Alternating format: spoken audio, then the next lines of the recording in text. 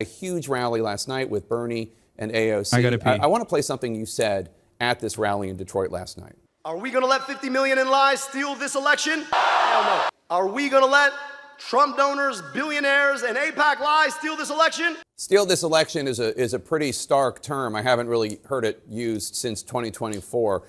To be clear, this is a close race. Congresswoman Haley Stevens is a 4-term congresswoman endorsed by outgoing Senator Gary Peters. Are you saying that if you don't win this election, it will be because it was stolen? I believe in the rigor of the democratic process, Jake, but I also believe that the corruption of billionaire money, APAC money, to the tune of $50 million being spent is anti-democratic on its own terms.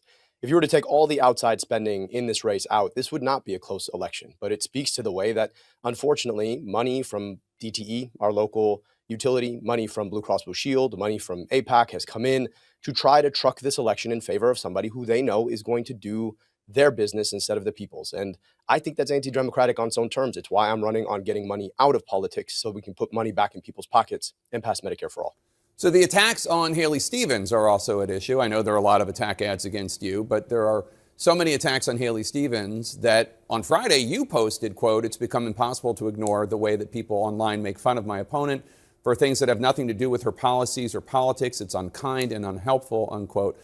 It's true that there are some really harsh comments about Haley Stevens that I've seen. Here's one. Quote, "She's a suit with a large APAC bank account. That's it. She can't string together two." I want to point out something here with this Jake Tapper conversation that's taking place. First of all, Abdul did a fantastic job. He knows how to hold his own. Okay, in the most contentious environments, and I would go so far as to say this is probably more contentious than Fox News.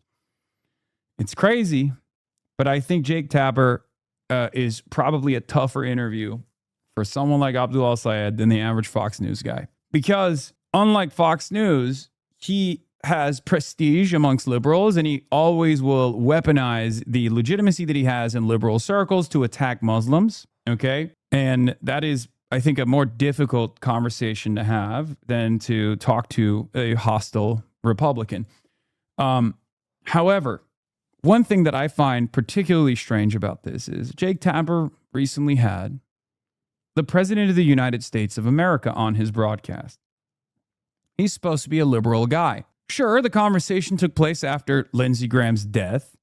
Having said that, the fact that Jake Tapper was far less contentious with the Republican president of the United States of America than he is with a progressive running for Senate in Michigan on a platform of universal health care and disavowing APAC, a platform that the overwhelming majority of Democrats agree with. The fact that he's more contentious on an interview like this shows exactly what Jake Tapper believes. Jake Tapper finds Abdul El Sayed to be a far more negative influence in American politics than even Donald Trump. It's clear. It's clear. Coherent sentences. She's a sellout who forgot how to think for herself. Corporate money can't buy her. You said we should beat the Republicans. Are you a beater? Aren't you woke Trump? And I want to speak to that because every single time we talk about all the outside money coming in as a crutch in this election, it seems as though we're not hearing any explanation as to why. I think we saw some of it last week when the Congresswoman voted in favor of sending $3.3 billion of our tax dollars that should be spent on our healthcare and our schools to a foreign government to buy in tanks. I would really like to hear a fulsome explanation of exactly what the trade-off has been. And unfortunately, $50 million doesn't fall off trees, doesn't come from nowhere. It comes because there's been some expectation on the back. So I want to know what was said to get that money into this election. But I'll be clear, I don't think it's kind to make fun of somebody for how they talk or how they show up. I also don't think it's kind to make insinuations about somebody's character as is being done to the tune of tens of millions of dollars. And here's the thing about it. I've known the... I think one is far worse than the other, by the way. Because Abdul's statements against Haley Stevens are nothing in comparison to what Haley Stevens' campaign backed by $50 million of ad spend look like. They're smearing him. They're calling him a misogynist. They don't have any evidence for this other than he disagreed with powerful women at different points in his life. It's such a ridiculous.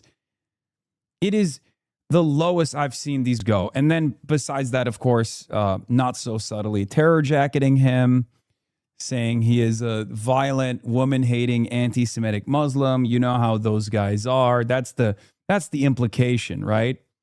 The implication here is Abdul El Sayed, Abdul Rahman Muhammad El Sayed is a dangerous, aggressive, woman-hating, anti-Semitic Muslim.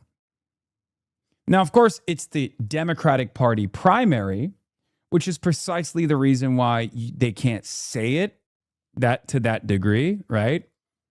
They can't do that. Republicans will do that because they know that if they go too hard, they'll overplay their hand and liberals will get annoyed with it. So they're trying to tactically imply without outwardly saying it. Republicans will say it with their full chest, but it won't matter at that point because obviously all the liberals are going to be on the side of Abdul El Sayed. Congresswoman for a very long time. In fact, she's met my daughters. My daughter, 8 years old. Apparently, the College Democrats of America was sponsored by J Street. I know. Yeah. And J Street came out and said, look, we have our disagreements with Hassan Piker, but we have no problem. We're honored to sponsor the College Democrats of America. Because guess what? While I have my disagreements with J Street, they're not insane, okay? They're not as insane as like the APAC-backed Democrats are. They can read the room. And now they're yelling at J Street over it. What they don't know is like I've been trying to even have a conversation with Jeremy Ben-Ami, the president of J Street. She told her, you should be really proud of your dad, although her allies are now running ads to say that somehow I'm disrespectful to women. Yeah. Breaking. Jewish Insider via Haley Cohen. College Dems conference co-sponsored by J Street is featuring Hassan Piker. J Street President Jeremy Ben-Ami said his organization is proud to sponsor the event. Show up would be an abdication of our responsibility to make the case for our pro-Israel views, J Street said. Okay? Ultimately, J Street understands that there is a much wider diversity of opinion on the issue of Israel on the Democratic Party side, and if they want to continue to maintain a level of support for Israel amongst Democrats, they have to allow people like myself to be a part of this equation because I'm far closer to the average person's perspective than they are.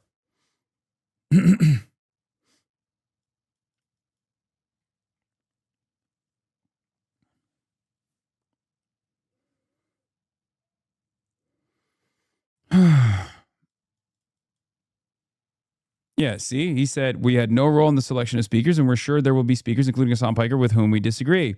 Being in venues like this is even more important when there are participants with whom we disagree. Failing to show up would be an abdication of our responsibility to make the case for our pro-Israel views. During his speech Saturday evening at the conference, Piker distanced himself from mainstream Democratic Party, condemning Democrats who compromise, who conciliate, who betray us to loud applause. No more to the Democrats who collaborate and cooperate with us, who will fund ICE, who will fund Israel. We don't need those Democrats anymore, Piker said.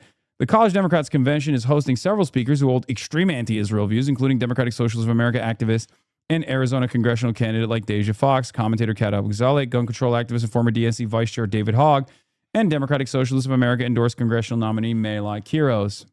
Wow. Georgia State Representative Ruva Roman, a Palestinian American legislator with a long record of anti-Israel activism, will also be speaking. Lineup also includes elected officials who've been critical of Israel's policies, such as Representative Jamie Raskin, Chris Van Hollen, Jason Crow. College Democrats of America is the official collegiate arm and student outreach branch of the Democratic National Committee. Neither group responded to a request for comment from Jewish Insider about their decision to invite Piker. You know what's funny? They're an outreach branch of the DNC, and the DNC has not given them, like, the DNC's given them literally basically nothing. They were talking about it. Like, their largest donor is Cherokee Nation. DNC is like a minuscule part of their funding vehicle. To be fair, the DNC is bankrupt, so that's probably why they don't have any money in the bank. Yeah, Tom Steyer listened to my pleas and maxed out to Abdul. Tom Steyer contributes the maximum legal donation of $7,000 to Abdul El Sayed's campaign. The Michigan Democratic primaries on August 4th in 16 days. Speaking of CNN, they're hating on Bernie there. Yeah, I know. I saw. I know. We're going to cover that in a second. There's a new CNN piece that came out. It's not even hating on Bernie necessarily because it makes Bernie look good. Anyway, let's finish this Jake Tapper My conversation. daughter is now hearing about. So I'd like to hear the same kindness. I want to know whether or not the Congresswoman also thinks that that's right. I hear your comments about the ads being run against you that are attacking you from a. But I happen to agree with those ads. I happen to agree with the contents of those ads. APAC and other organizations, but I'm specifically talking about comments you personally made about Haley Stevens. Yeah, no, Haley Stevens has made those comments personally about Abdul El Sayed as well. Abdul El Sayed, on the other hand, did not get outside. Abdul El Sayed didn't put in a red box in his media tab on his platform to attack Haley Stevens for having a goofy voice or not knowing what she speaks of, whereas Haley Stevens did do that to Abdul El Sayed. So campaigns right now can't directly communicate with super PACs, even though the Supreme Court just made it legal for them to do so. So what they do instead is a concept called red boxing, where they put bullet points on their media tabs for all of the friendly super PACs to get their notes from. They'll say, attack my opponent with this perspective, attack my opponent from this angle, that kind of thing, right? And Haley Stevens' media tab straight up had attack Abdul El Sayed for, being a woman hater, basically. So technically, Abdul El Sayed's one comment on the Dave Weigel interview is not a fucking apt comparison to the $50 million of attack ads. Yeah, here it is. Haley Stevens isn't allowed to coordinate directly with APAC, so that she does instead is put directions on her website telling them what flyers she wants to be mailed to people and when. Yeah. There's a Substack post here to interested parties memo.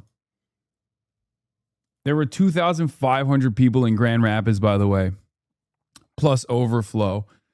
It's insane. He's going to cook. I think Abdul's going to shock the world. Okay. This is a big battle. This is perhaps our biggest battle yet. This community has been involved with a lot of campaigns this cycle, many of which were tough, where our guys were getting outspent 5-1, 6-1, but never 12-1. Okay? I think Abdul El Sayed, we shouldn't get confident. We should continue pushing. I think this is a tougher battle than Daria Lisa. Yes. Daria Lisa might have been the toughest battle that we partook in, but this is a tougher battle than that. Okay? $54 million. That's the amount of moneyed interest that we're fighting against. That's precisely the reason why the approach is only going to get harder, because mainstream media is also terrified, or at least the actors within mainstream outlets that are worried about an anti-Israel senator winning are going to do everything in their power to try and rat fuck this candidacy. This on top of the corporate entities that are dumping, again, $54 million. But as I always say, they have the money, but we have the people. Okay? And let's be real. The harder they focus on Michigan, the easier it gets for us in other races as well, because this is a national movement. This is a national movement. So every dollar that they spend on Abdul that we can posture defensively against is a dollar that they're not spending against Francesca Hong, is a dollar that they're not spending against Kai Newkirk. It's a dollar that they're not spending against Cori Bush, Hartzell Gray, Oliver Larkin, Elijah Manley. But it's clear to me that they are hyper-focused on this. So Abdul is, in some ways, our tank. He's drawing a lot of the aggro. So we have to offer sufficient defense. And then we can go on the offense on all these other races that are also tough battles on their own. This was a really solid piece of analysis from Dave Weigel that I'm going to get to after we cover when we get to the CNN piece. But let's finish this. I already told you, I think she's plenty smart, plenty capable. I just want to understand why it is that she's been willing to take $50 million from organizations that have their best interests and not Michiganders' best interests at heart. I've been up and down my state. I actually did the work of traveling 110 different cities, 475 public events. And where I go, people ask me, how come I can't afford my groceries? Why is my gas so expensive? How am I going to afford healthcare? And it's crazy to me that you want to run for US Senate and you want to take money from the very same people who are raising prices on everybody. So I just think we need a fulsome explanation. I would like to hear it. I think the Congresswoman has had plenty of opportunities, and I think this is one of them now. Just to be clear, the money being spent on her behalf is not money going to her, but I understand the point you're making. It's interesting, though, because you talk about support for Israel. The New York City Mayor Zohran Mamdani just this weekend was asked by the New York Times if he thinks there's room in the party for Democrats who work with APAC. And Mayor Mamdani said, quote, if they are Democrats and they run as Democrats and they win as Democrats, then they should be part of the Democratic Party. When you were asked by CNN if support for Israel could be about anything other than money, you told CNN, quote, not if you're a Democrat and you believe in human rights, unquote. You also said, quote, every definition of a Jewish state ends up in some articulation of illiberal values, unquote. So it sounds as though, and correct me if I'm wrong, it sounds as though you and Mayor Mamdani disagree about how big this tent should be, whether there's room for it in the tent for Israel supporters. Dude, this conversation is so fucking annoying to me. Like, oh, is there, hey, you guys who we are treating as outsiders, who we absolutely fucking despise and don't want you to be a part of this tent, are you comfortable with having people who are pro-genocide in your coalition? Why is this always a conversation? Well, I know why. Because they're still trying to position all the anti-Zionists, all the Israel critics as outsiders that just want to destroy the party. The party must remain a pro-Israel party. That's the perspective here, right? Ridiculous framing overall. Well, Jake, I'll tell you this. There's always room in the And tent. no, Mamdani didn't say, oh, it's great when people are pro-Israel and they're a part of the fucking coalition. They're just presenting it as such because Zohran Mamdani, at the end of the day, is a politician and he does the political speak. And he gave plenty of criticisms to APAC, plenty of criticisms to Israel in that conversation, but he also basically danced around the issue of is it appropriate if there are, pro-Israel candidates that you can coalesce around, right? He avoided it. He avoided giving a direct response to it. And I'm certain Abdul will do the same. For folks. And I'm for human rights. I'm for equal rights to peace, dignity, and self-determination. Whatever you think about the right of Israel to exist, I wonder if they have a right to our tax dollars. And here's the thing about it. Every time I come on CNN, you guys ask me the same questions about these theoretical rights of existence or whether or not I agree with the mayor of New York. I'm running for Senate in Michigan. And in Michigan, people can't afford their basic needs. They don't get the healthcare they need and deserve. They're worried about the quality of their kids' school. And the question seems less to be about the interests of Michiganders than the fact of something happening 6,000 miles away. I'm running for Michigan Senate, and I want our tax dollars spent in Michigan on our schools and on our healthcare. And the idea that somebody wants to vote to send that money away, to me, seems to be an anathema. So, with all due respect to the mayor of New York, I just think my tax dollars should be spent here. And I'd rather have a conversation about Michiganders than what's happening 6,000 miles away. The war with Iran is clearly heating up. 3 U.S. service members, 2 were killed and 1 is missing overnight. They were stationed in Jordan. 20 weeks ago, when Iran's supreme leader was killed, you told your staff, according to audio obtained by the Washington Free Beacon, quote, there are a lot of people in Dearborn who are sad today, so I just don't want to comment on Khamenei. He's using shamelessly Washington Free Beacon opposition. I don't see liberals doing that to centrists. Okay? Liberals will never take a Washington Free Beacon article that is attacking a centrist candidate and then deploy it against a centrist candidate. They would never do that shit. It's the most cynical, negatively framed interpretation of a conversation that took place. So why are you taking the framing of a psychotic right-wing outlet? Why are you legitimizing the Washington Free Beacon?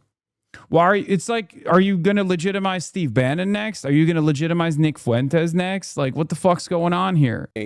At all, unquote. I thought that quote was interesting because because you're Muslim. I thought that quote was interesting, and I'm bringing it up because you're Muslim and you're anti-Israel, and I fucking hate you. And I wish I could tell you how I feel openly, but I can't because you're a very popular figure in the party right now I'm going to try to fucking knock the wind out of your sails to the best of my ability with this conversation. But obviously I have to play this game. I have to play this game where I'm being polite towards you while simultaneously serving you as many Islamophobic attacks as possible. Hezbollah has killed tens of thousands of innocent Iranians, not to mention the proxies that Iran has funded that have killed innocent civilians all over the Middle East. Why were you worried about offending people who support? Jake, on a day where we're mourning the loss of 2 more service members in a war we never should have fought, I think all of us ought to step back and ask whether or not everybody in Michigan, frankly, everybody in America, shouldn't be sad about the fact that this president, backed by the prime minister of a foreign government, took us to a war we had no business fighting in. So yeah, I didn't want to comment on it then because it's a ridiculous pretext. And now you're asking me about the Ayatollah, who's dead, by the way, and you're not asking me about the service members who've died. You're not asking me about whether or not this war should have ever been fought. You're not asking me about whether or not the costs that are being borne by Michiganders in the tax dollars we pay or the gas prices that are insane right now are worth it. And so, look, let's have a conversation based in Michigan. I'm running for Senate in Michigan. And I think here in Michigan, all of us are probably sad about the fact that we went to war that we never should have fought. I'd rather our money be spent here. I was specifically asking you about comments you didn't want to make because you didn't want to offend people in Dearborn, which is in Michigan. Let's turn to immigration policy. You've been very critical of Trump's immigration policy. In his new book, This level of follow-up, putting words in his mouth, refusing to understand the point, refusing to entertain a broader point. Yeah. Tapper, Bash, Jennings, and other CNN pundits were the biggest cheerleaders of the Iran war. No self-reflection and no accountability after the war they supported led to needless loss of life and hardened the Iranian regime, which they all thought was days away from collapsing. It's a ridiculous pretext. And now you're asking me about the Ayatollah, who's dead, by the way. And you're not asking me about the service members who've died. You're not asking me about whether or not this war should have been ever fought because Jake Tapper supported the war. You never said anything about fucking offending people? I know, he didn't. About comments you didn't want to make because you didn't want to offend people in Dearborn, which is in Michigan. Let's turn to immigration policy. You've been very critical of Trump's immigration policy. In his new book, Democratic former Senator Ken Salazar, who served as the U.S. ambassador to Mexico under President Biden, he says basically that the Biden administration was asleep on the wheel on immigration. He calls the Biden policies on political failure. I know you object to the Trump policy, and I know there are lots of reasons you do. Do you have any criticisms of the Biden immigration policy? I think we could have done much better. I believe in a safe and secure border, full stop. I also believe that we have to be smart about the fact that right now, ICE is being used to terrorize people on our streets. We talk about 2 more deaths in the last 2 weeks alone. At the edge of a force that should not exist, we can have immigration policy that is smart, that keeps our southern border safe, that enforces our immigration laws, but not in a way that tears apart the Constitution itself. So yes, I think we could have done a better job. I think it's important for us to be smart. Now, I just want to push back on one thing. You've got this administration. They're making a show out of ICE enforcement. And at the same time, they're making it fundamentally unlivable for people south of our southern border. How does that make sense at all? This whole point of the Trump administration is to weaponize immigration against the Constitution itself. And I think the more we're willing to talk about that, the further we go in actually getting to an immigration policy that makes sense in this country. I say that Abdul is running a campaign. AOC rallies with Michigan's Abdul El Sayed. Fuck yeah. I mean, this brings a smile to my face, tear to my eye. This is great. This is why it's important to build a motherfucking movement, folks. It's important to build a coalition. This is, and I need you to understand, in some ways, this is the easiest it's going to get. But also, in many respects, we will have more numbers later down the line. Okay? So no matter how hard it gets, we will have more soldiers to fight centrist forces against the right-wing forces within the center of power in the Democratic Party. That's it. But make no mistake, today it's $54 million. Tomorrow it'll be 100. They're not going to stop. They're not going to stop. That much is clear to me. They're not going to stop until it's undeniable. And then I guess they'll move on to different tactics. But they'll always remain. There will always be this malign force in American politics that's constantly trying to pull voters, trying to pull politicians, trying to buy politicians to make sure that there is a reliable pro-Israel constituency in both of the parties. The politics of the future, it's not something that is just seen on a screen. It is felt here in person, in the streets, at people's doors. The way that people are actually building community around a positive and affirmative message of the future is the way Democrats should be running. And I genuinely believe it's going to be the way that we can win back the House and win back the Senate as well. And it is absolutely electric, and I'm so proud to stand with Dr. Abdul. We watched and learned from the best, right? That's how you built your movement that surprised the world in 2018. You knocked doors, you did the actual work. And that's the thing about it, is that, like, you know, you can tell when something is built with love and care. And we tried to build this with love and care for the people of Michigan, by the people of Michigan, of the people of Michigan, and I'm grateful that it shows. There is no other test case of the money versus the many that is as big and profound as this one. They're pulling out all the stops. They're gonna probably set a record for how much money is spent against one candidate. And the idea that we're still in most polling winning, right, despite that, tells you what the people really want. And I'll just say, it's anti-democratic as hell to bring $50 million into an election. Like, imagine, just everybody should imagine. Imagine there was no outside spending at all. Where would this race be? Which should tell you something about electability. Turns out, if you're electable, you actually have to inspire people to want to be a part of a movement. You actually have to inspire people to want to be a part of something, to vote affirmatively for a vision of a future that they actually want to live in.